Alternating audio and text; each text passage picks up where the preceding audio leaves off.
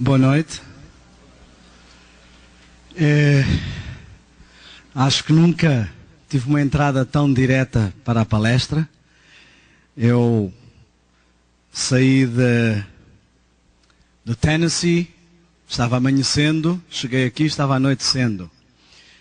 E pegámos vários engarrafamentos, também uma coisa, não sei se é tão normal aqui, mas creio que não. Pegámos 3 engarrafamentos, um deles de 40 minutos e outros 2 de 1h30.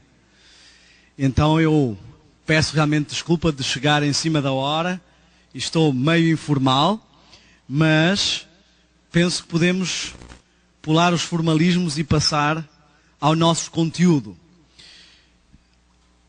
O meu nome é Daniel Spencer, acho que já estavam sabendo, não é? E nós vamos começar este fim de semana abordando várias questões com relação à guerra dos sentidos, as avenidas da alma.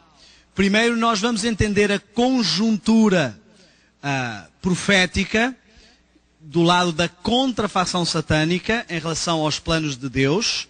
Depois, isso será hoje, amanhã nós vamos entrar numa viagem pelo quadro profético, os eventos finais, o período em que estamos e enquadrar-nos nas profecias no tempo em que estamos. No sábado nós vamos falar sobre os rumos que podem tomar a nossa vida espiritual e como precisamos vigiar isso e qual o plano de Deus para a nossa salvação, como Ele preparou as coisas para nos libertar. Da parte da tarde nós vamos falar sobre música, vamos fazer uma viagem através da história da música, depois entrar na história do rock, a música e os seus efeitos, o que várias pesquisas nos mostram sobre a música e os seus efeitos, e depois o fenómeno do boom musical no mundo religioso, no mundo cristão. E domingo vamos falar sobre cinema. Alguns neste período vamos ter uma reunião secreta com os jovens, a qual adulto acho que não entra, não é? E vamos ter, então vai ser um bate-papo rasgado, onde poderemos ter momentos para perguntas. Hoje não sei se vamos ter tempo, mas todos os dias, tirando o sábado de manhã, eu gostaria que nós tivéssemos no final um tempo para perguntas e respostas. Então, as ferramentas mais importantes para este momento serão caneta e papel. Eu acho que é o ponto mais a sul. Isto fica acima ou abaixo de Miami? Acima. Então já estive mais a sul. Mas é um prazer estar aqui convosco. Eu gostaria de fazer uma pequena introdução, uma breve apresentação. Eu nasci sobre o território português, nas ilhas de Cabo Verde, que hoje é um país independente. Os meus pais eram professores na missão ali. Aos 5 anos nós fomos para o continente e eu cresci em Lisboa.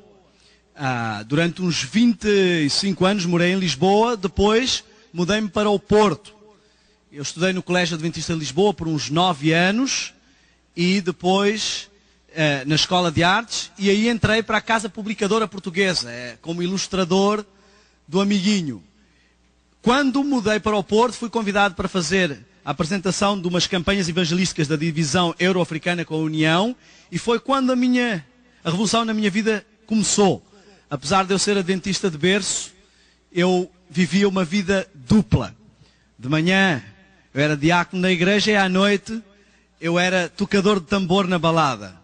Então era uma vida um pouco antagónica. Aqueles que já ouviram o meu testemunho sabem que eu também tinha uma banda rock, os Babel, e nós vamos falar sobre todos esses aspectos e nós vamos entrar a ver vários detalhes e várias conjunturas que essas coisas afetam. Eu às vezes tenho a tendência de falar um pouco depressa. E se isso acontecer, basta levantarem a mão como um sinal de pedido de socorro e eu estarei informado. Bom, estamos então prontos para a nossa primeira viagem? Vamos começar? Vocês estão desanimados? Estão zangados porque eu cheguei atrasado? Não gostam de portugueses? Qual é o problema? Qual dos 3 ou são os 3? Bom, antes de mais um feliz sábado a todos, não desejei feliz sábado. Nós vamos começar por abordar a conjuntura. Eu vou fazer aqui esquematicamente, para termos noção da questão da estátua de Daniel. Nós vemos que Deus deu um sonho ao rei, e esse sonho representava uma estátua. E essa estátua tinha várias características.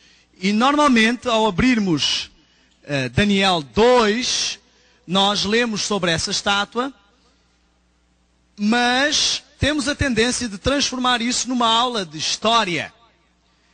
E o objetivo das profecias não é trazer-nos uma aula de história, mas dar-nos noções práticas para a nossa vida. E também este sonho não tem como objetivo trazer-nos uma aula de história, mas lições práticas para a nossa vida. Daniel 2, só para podermos acompanhar, não vamos ler, eu creio que todos conhecemos, o sonho de Nabucodonosor, e todos sabemos também como era constituída esta estátua. Temos uma cabeça de ouro, que representa Babilônia. Temos um tronco e braços de prata, que representa a Medo-Pérsia. Temos as coxas de bronze, que representam a Grécia. As pernas de ferro, que representam Roma pagã. Depois chegamos aos pés de ferro mais barro. E os pés e os dedos têm uma representação de 10 reinos. E se fizermos um paralelo com todas as outras questões, também nos representam Roma papal. Mas há um fenómeno que acontece com esta estátua, que faz com que ela seja transposta para o nosso tempo. Até, basicamente, ao bronze e um pouco entrando no ferro, temos uma compreensão do que se passa. A partir dali, fazendo um paralelo com Daniel 7 e Daniel 8, entendemos que Deus está a dar uma noção de poder através dos tempos. E, no fim, como acaba o sonho? Uma pedra tirada sem mãos, que vem e acerta qual parte da estátua? Os pés. Isto é muito importante. Às vezes as pessoas representam essa pedra a acertar em qualquer parte da estátua. Mas ela acerta nos pés, e o que é que acontece com a estátua? Se esmiuça.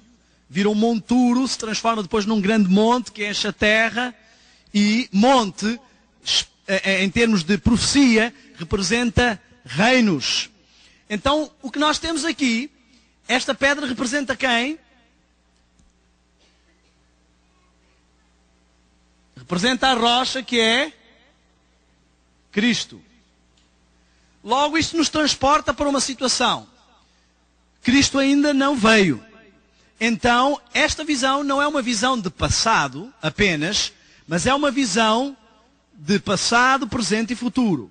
Quando Nabucodonosor recebeu esta visão, este sonho, e quando Daniel explicou, a maior parte das coisas estavam para o futuro. Mas, com o tempo, nós vemos toda uma dinâmica a acontecer, e o futuro passa a ser passado, mas temos partes que estão no futuro. Agora, o que é que Deus poderá querer nos dizer para além de uma aula de história? O que é que isto pode ter de prático para a nossa vida?